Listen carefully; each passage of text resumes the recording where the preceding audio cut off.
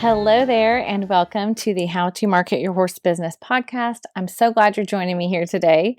As you've likely guessed by now, my name is Denise Alvarez, and I have the honor of hosting you here each week.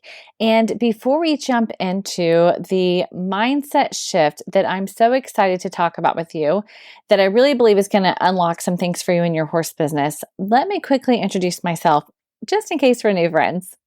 So, as I said, my name is Denise, and through my business, Storm Lily Marketing, I get to help dream chasing entrepreneurs and equestrian entrepreneurs specifically to see clearly through the marketing overwhelm and create a cohesive plan for your social media, your website, your email marketing that's going to help you turn your online audience into your customers. I get to do those things through Take the Reins, my one-to-one coaching program, as well as website design and website copywriting.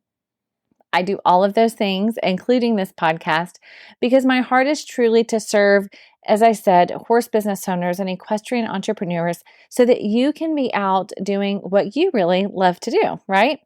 So that's why, especially here on this podcast, you will get a mix of step-by-step strategies, basic how-tos, and entrepreneurial mindset shifts that will help you not only see what's possible for your business, but to guide you through that process so you can make it happen. And so today, speaking of entrepreneurial mindset shifts, we're going to hone in on one that I have seen over and over again. I've titled this episode, "The One Thing Keeping Your Equestrian Business Dreams from Coming True," because I've seen it, right? Maybe you've been at a place where you wished you could make more money in your horse business, or you're dreaming of a specific barn that you just have pictured in your mind, a plot of land where you can start from scratch. Maybe you have envisioned a flexible lifestyle that allows you to be with your kids and do what you love, or travel and work, right?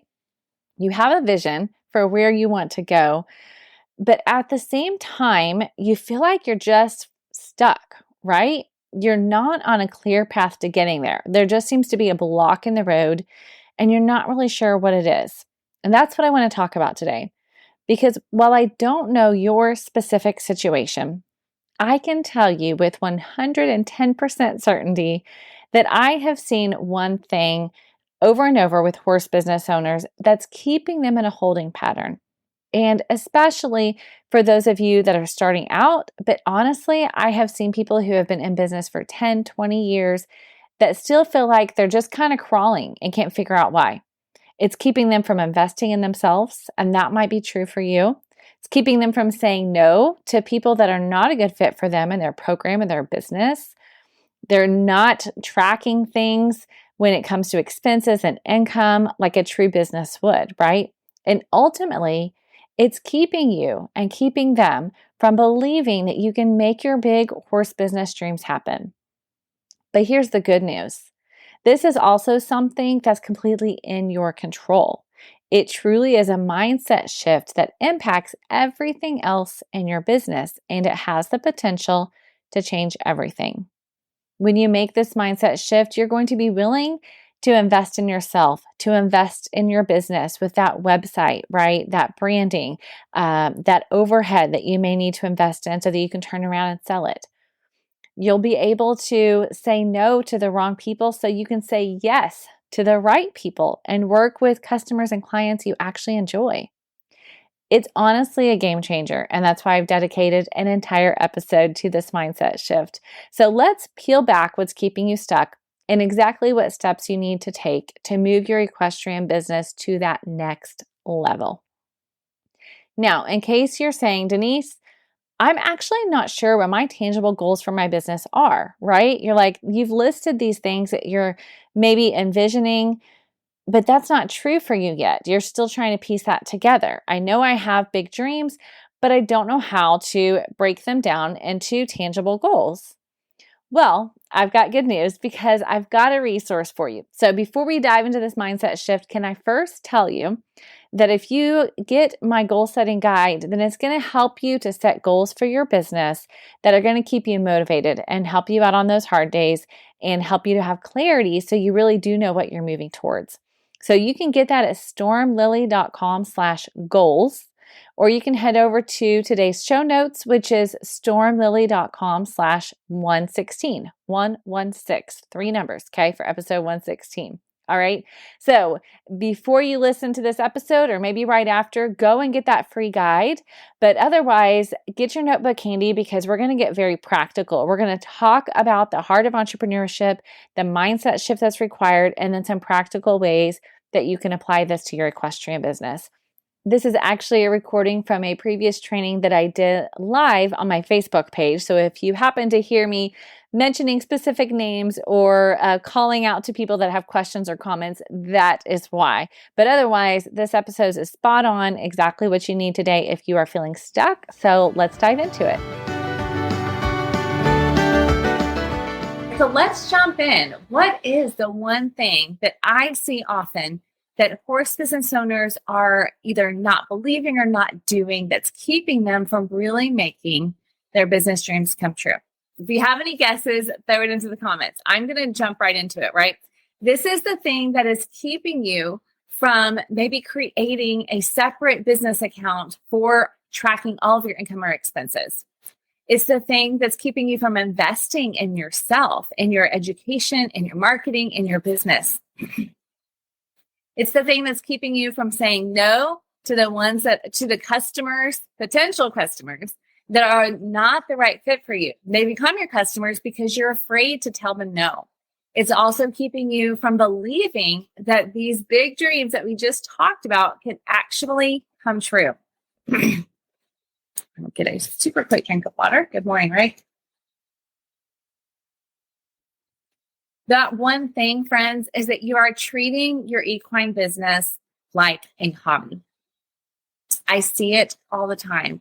Do you have a hobby that happens to pay you well or pays you, right? You may even say, Denise, it's my hobby. It's paying me, but I wouldn't say it pays me well. Or do you have a business? Are you always working in your business, but never feeling like you're making progress because you don't work on your business? That is a sign that you are treating it like a hobby. Now, here's the thing I want you to remember from today. If you treat your horse business like a hobby, then you run the risk of either burning out or eventually reaching a place financially where you just cannot do it any longer. And I do not want that for you. I want you to be able to make those big dreams that we talked about really, truly come true for you. And that kicker is going to be when you make the decision that you have a business, not a hobby, because this is what's keeping you stuck. So here's my challenge to you. And it really is a challenge. Can you say out loud, right where you are, okay, I am a business owner. I own a horse business. I am an entrepreneur. Why am I telling you that? Because I know that for many of you, you're afraid to say that out loud because you're not really sure that you believe it and you're walking in it. You feel like when you say that, you're a bit of an imposter because this started out as a hobby, right? For so many horse businesses, this started out as your hobby, and then it turned into a business over time that maybe wasn't your beginning objective, right? And so you feel like saying, this is my business, I'm a business owner, has a little bit of imposter syndrome attached to it because you kind of don't feel like it is, right? You feel like it's still your hobby. Or maybe you're afraid to do it because you think that you should just be doing it because you love horses. I know, especially for horse trainers and for riding instructors, I have talked to riding instructors who have felt this way as well, that are like, well, I love what I do. So it's not really a job. It's not really my business. I just love doing it, right? And so therefore, they're hesitant to call it a business. They're hesitant to say, I am a business owner. Now, the other thing that may be keeping you from saying that maybe there's a little bit of fear inside of you, is that when you say you're a business owner, then the expectation that you have for yourself goes up exponentially.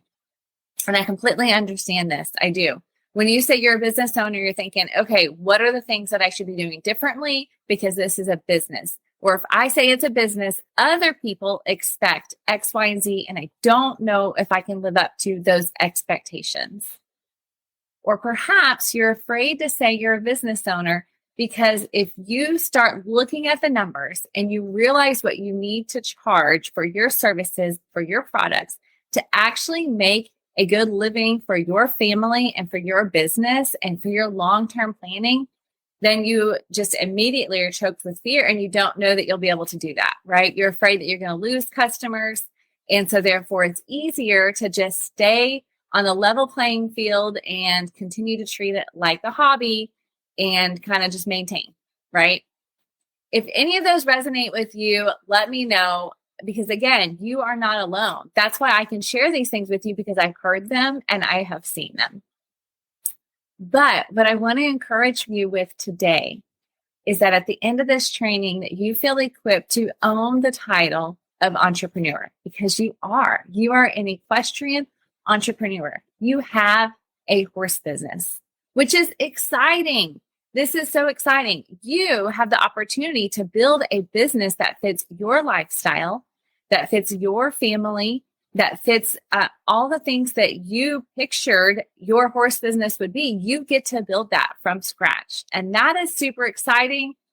I also know it can be a little bit overwhelming. Okay. So we're going to talk about how to do that in some specific areas in just a moment. So don't worry. Remember, my goal is always to equip you on these live trainings. So I want to equip you first to be able to believe that you are a business owner, that you are the CEO of your equestrian company. Whether you are one person or 5 people or 20 people, you are leading a company. You are leading the charge. All right. So let's talk about then, what does that look like? What are some areas that every horse business owner, regardless of the size of your business, should be treating like a business that maybe right now you're kind of treating it like a hobby? All right, let's look at 3 main areas that I want you to focus on. Number 1 is your operations. Okay, this is basically the day-to-day running of your business. Let's think about onboarding new clients. What does that look like? Do you have a system in place, or is it all just reliant on you doing the work, right? You're doing the busy work, so to speak, to get new paperwork signed, to get payments processed, to get invoices sent out, to get schedules set up, to bring horses in and get horses out, or get new students in, and to schedule appointments and reschedule riding lessons, all of those things, right? Do you have a system and a process in place for that, your day-to-day operations? That is going to be a life changer for many of you if you will just make the decision for that right there to operationalize your business. Now, if you have a team, even if you have one person, if you have one assistant that's working under you, I want you to evaluate, what does that look like? How are you operationally working as a business? Are you leading that team member? Are you engaging with them and encouraging them in their strengths? Are you thinking big picture and what might be next or ahead for them, right? They're with you because they believe in you, most likely. So how are you really doing with that trust that they've put in you? That's a part of treating your business like a business when it comes to your operations.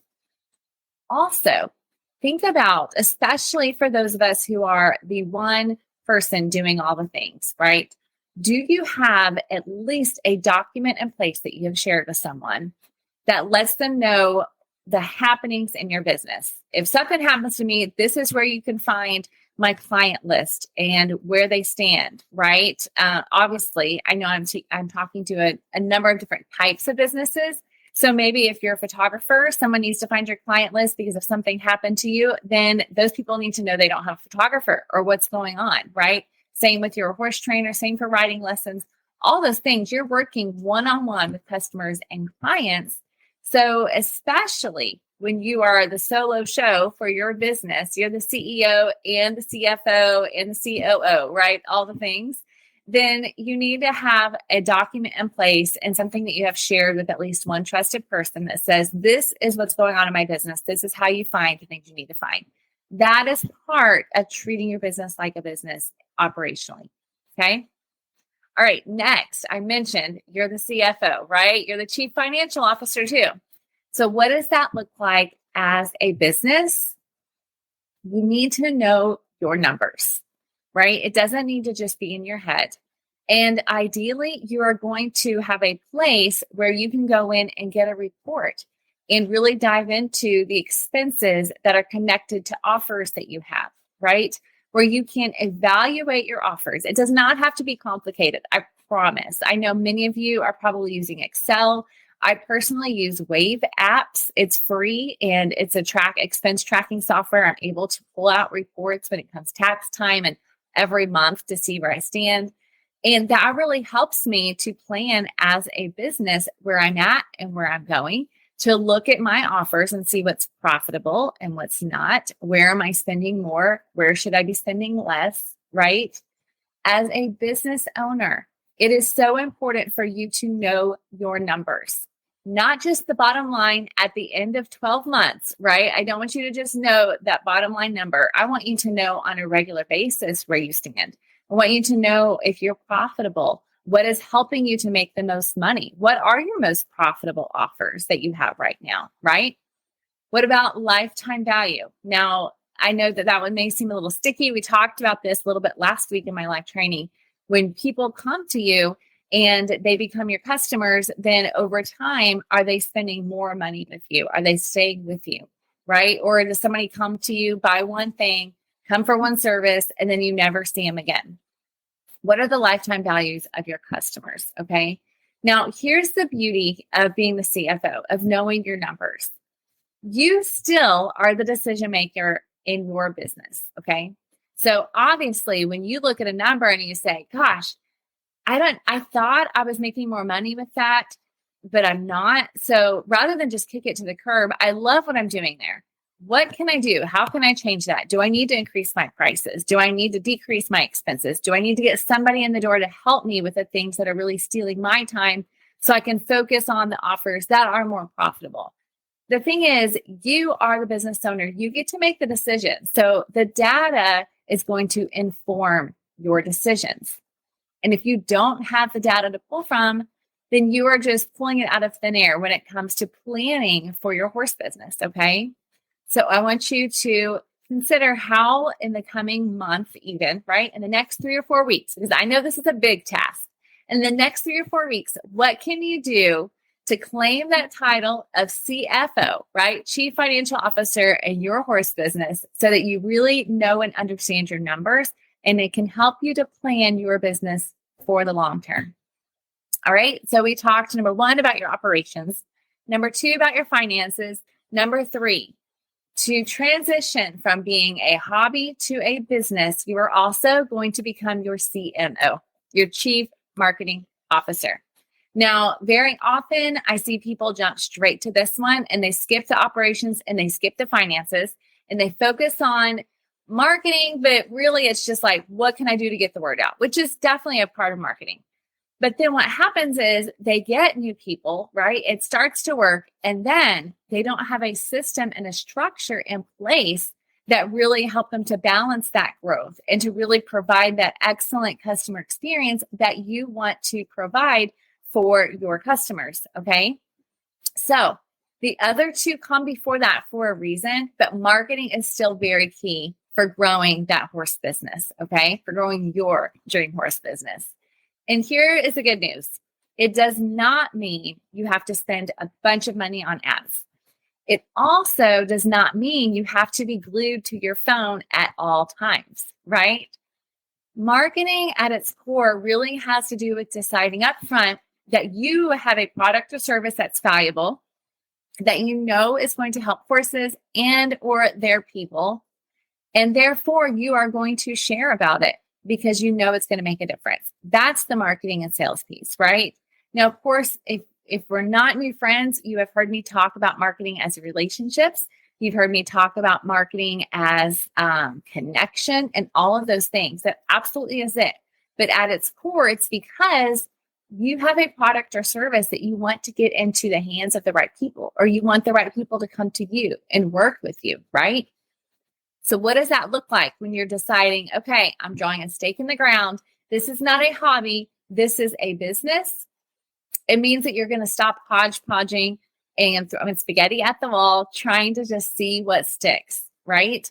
It means that you're going to stop creating a profile and posting for 5 days in a row and then never showing up on social again for 3 months because you got busy and you forgot about it, right? It means that you're not going to go buy the domain for your website and then never get that website created in the first place. It means that you say, all right, I'm a business owner. This is a business. I'm going to be here for the long haul. And so I'm going to step into this role of marketer.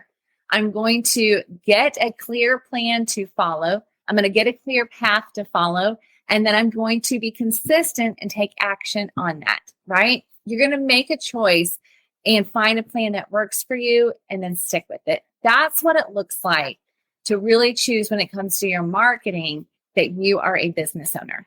Of course, there are many strategies that I can teach you, and we've done that on previous live trainings, and I'll continue to do that, whether it's here on live trainings or on the podcast or in one-on-one coaching or Social Stride, my group coaching program. I'm all about the strategies and the tactics.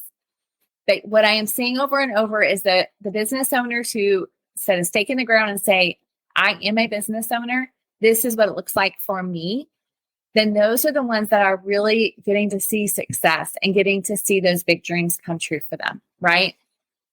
When you shift your thinking from hobby to business owner, I promise you do still get to do what you love. Yes, you're going to have to split a little bit of your time. I'm not going to lie. Like, that's part of it. You're going to have to make a choice.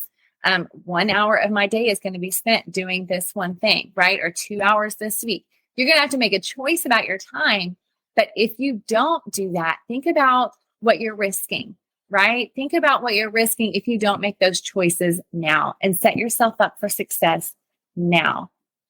Because like I said in the very beginning, if you treat your business like a hobby, then you run the risk of either burning out or reaching a point where you just cannot do it anymore financially. And that is not what I want for you, right? And I know that's not what you want for yourself, okay? Now, recently on the podcast, I had a guest share this line that I thought was brilliant.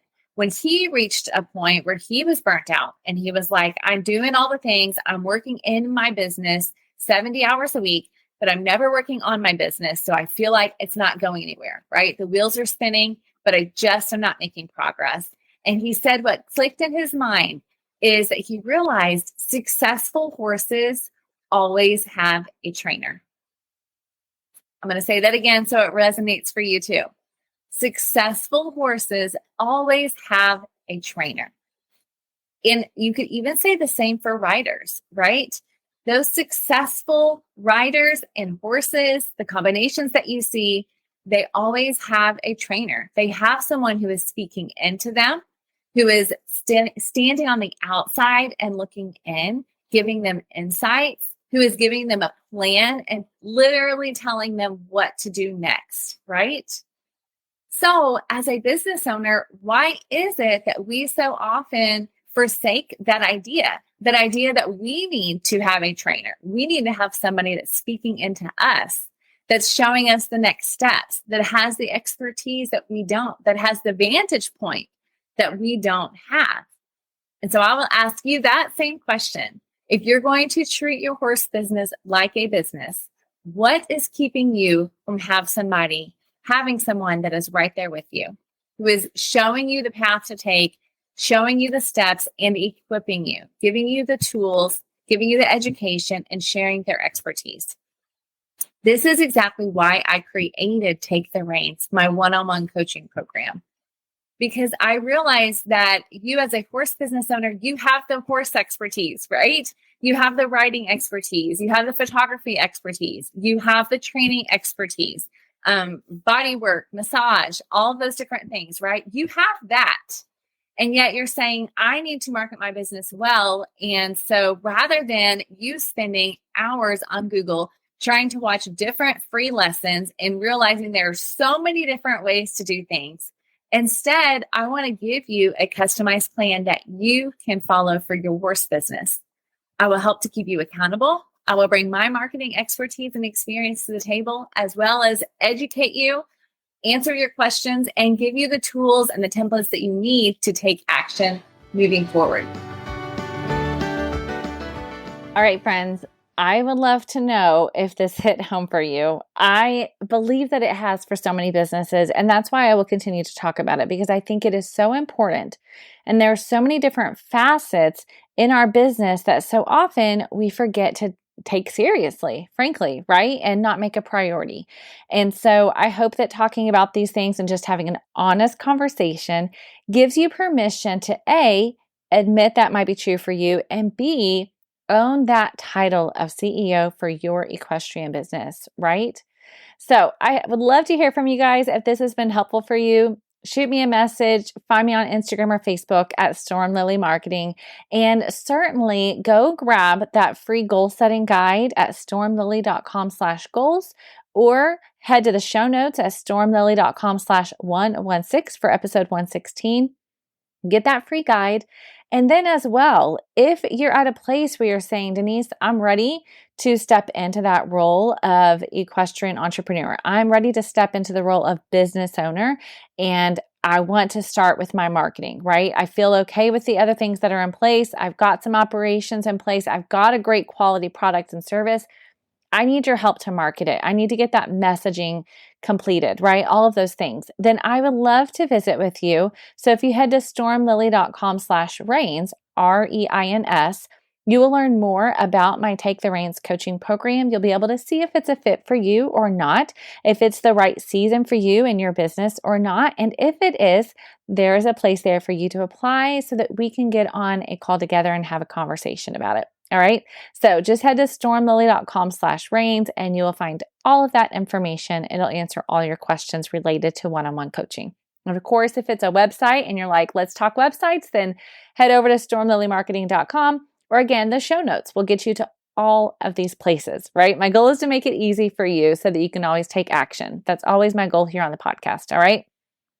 Okay, thank you so much for joining me here. If this episode was helpful, not only would I love to hear about it, but I hope that you will share it with others, right? Send the link to a friend, share about it on social, tag me and let me know. I would so appreciate that. And I know that your fellow business owners would find that helpful too. All right. Thanks so much for joining me here today, friends, and I'll see you again for a new episode soon. Have an amazing day.